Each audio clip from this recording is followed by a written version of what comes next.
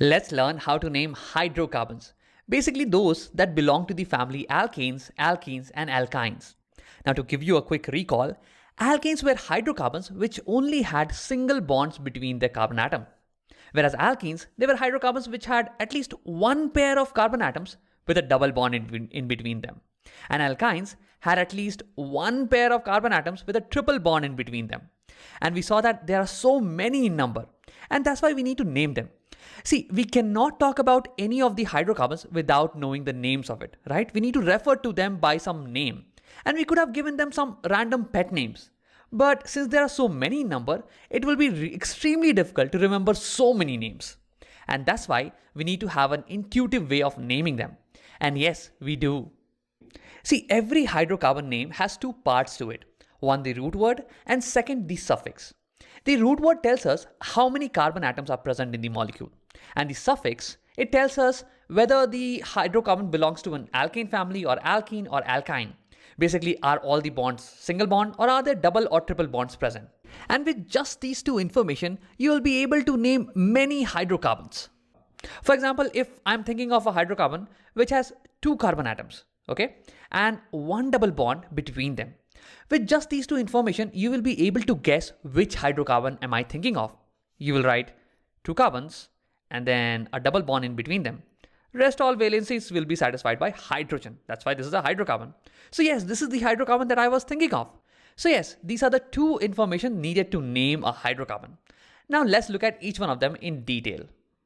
So root words are words that denote the number of carbon atom present in the molecule. And traditionally, we have been using these root words. If there is only one carbon atom, then we use the root word meth.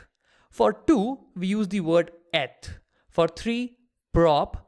For 4, but, and so on and so forth. So for example, if I had this molecule to name, so first of all, I'll focus only on the carbon atoms.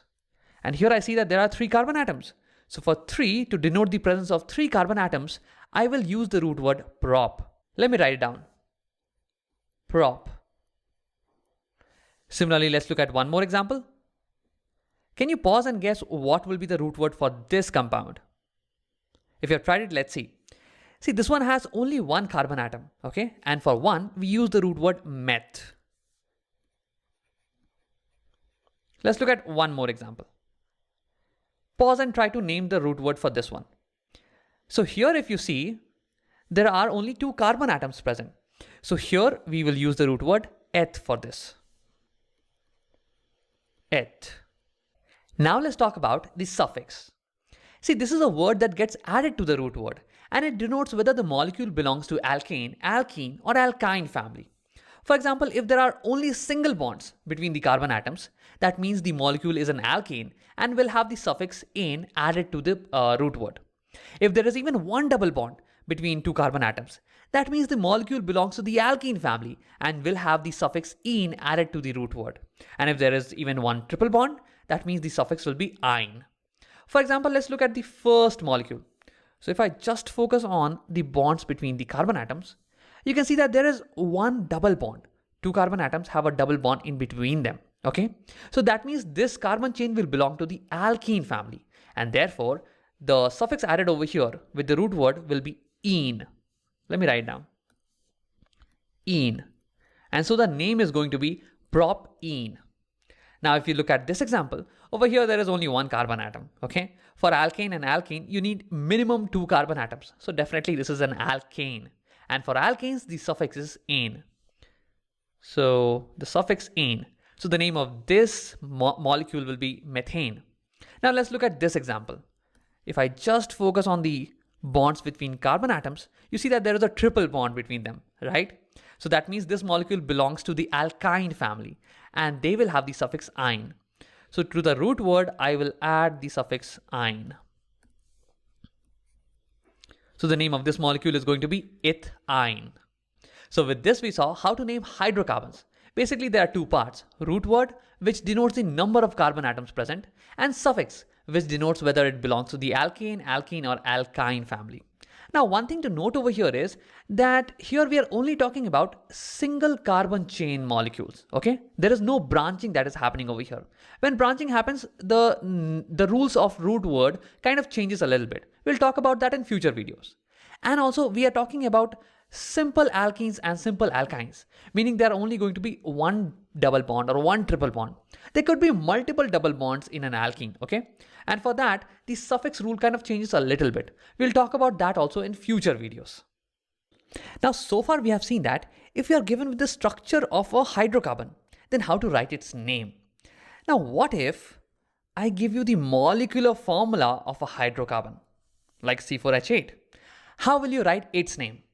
Well, if you did not know anything, you would say that, I would go with the same logic. First, I will find out the root word and then the suffix. So the root word denotes the number of carbon atoms. And that's easy to find out here. It's already given that there are 4 carbon atoms in this molecule. So for 4, we use the root word bute. So let me write that down. The root word for this molecule will be bute. Now suffix, this denotes whether the molecule belongs to the alkane family, alkene or alkyne family. Now how do we find that out? By just looking at the formula. Well, if you recall, in a previous video of alkane, alkene and alkynes, we talked about the general molecular formula. Alkanes' general molecular formula was CnH2n plus 2, which means that all the alkanes will have the number of carbon atoms and hydrogen atoms in this proportion. Meaning all alkanes, their hydrogen atoms will be twice plus 2 the carbon atoms. For alkenes, their general molecular formula was CnH2n, meaning all alkenes will have twice the number of hydrogen atoms than the carbon atoms. For alkynes, their general molecular formula was CnH2n minus 2, meaning the hydrogen atoms will be twice carbon atoms minus 2. Okay? Now using these, we will figure out whether this molecule is an alkane, alkene or an alkyne. So over here I can see that number of hydrogen atoms, this is twice the number of carbon atoms. 4 2s are 8, right? And that only happens in the case of alkenes. Alkenes have twice the number of carbon atoms. So this should belong to the alkene family. And for alkene family, the suffix used is -ene. So let me write that down. -ene. So this molecule has to be butene. Okay. Now with this, let's see if we can solve a couple of more examples. Can you pause the video and try to find out their names? Now if you have tried it, let's see. So this compound has 6 carbon atoms. So for 6, the root word used is hex. That'll be the root word. Now let's talk about the suffix, whether this belongs to the alkane, alkene or alkyne family. Well, how I like to remember is I quickly calculate whether the hydrogen number is twice that of carbon. If it is, then it will be alkene. If it is 2 more than twice, then it will be alkane. 2 more than twice. And if it is 2 less than twice, then it will be alkyne. Okay. So here I see that 6 2s are 12. Okay. But this hydrogen number is 14, 2 more than 12. And 2 more than twice is alkane. So this is an alkane molecule. And therefore the suffix is going to be -ane. So this compound will be hexane. Now let's do that for this molecule. This has 9 carbon atoms. So for 9, we use the root word non. Non. And let's see if it's alkane, alkene or alkyne. The hydrogen atoms is 9 into 2 will be 18, but it is 2 less than 18. So it will be alkyne, 2 less than twice. So for alkyne, we use the suffix -ine. So the name of this compound is going to be nonine. So in this video, we saw how to name hydrocarbons. First, give a root word depending on the number of carbon atoms present in the molecule. And second, give a suffix depending on whether it belongs to the alkane, alkene or alkyne family. Well, if you are given with the structure of the molecule, then you can just look for double bond and triple bonds to find the suffix. And if you are given with the molecular formula, then you can recall the general molecular formula for alkane, alkene and alkynes to figure out the suffix.